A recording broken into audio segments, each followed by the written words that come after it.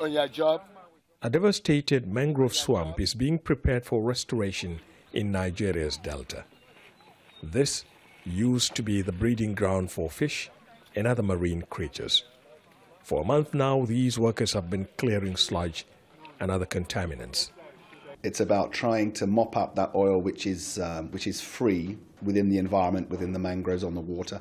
But I think more important than that, phase one is about quantifying and designing the more robust phase two cleanup, which will be about physically agitating, cleaning, flushing, and where necessary, ex situ treatment of the sediments.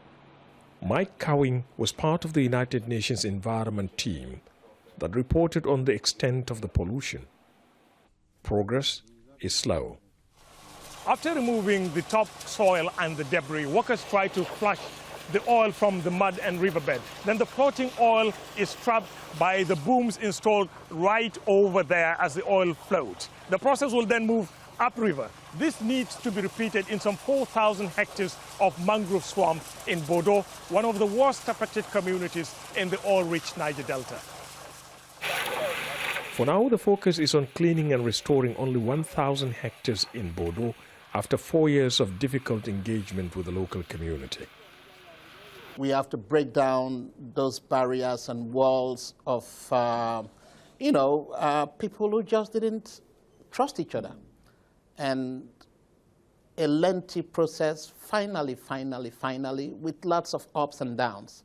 Years of inaction by all companies and government, in addition to more spills, only made the devastation worse. The bigger cleanup is still at the planning stage, and those who fought for it aren't entirely excited by the current work. As long as people like us are alive, there will be no resumption of oil operation in Ogoni land without first addressing the legitimate demands of our people as enshrined in the Ogoni Bill of Rights. So if you ask me whether the Ogoni people are happy, I will tell you no. But Shell tries to allay these concerns. There's a clear determination to make this work. The impact we are cleaning up is not just from the spills that we are talking about. There have been lots of illegal activities around that space, and all that.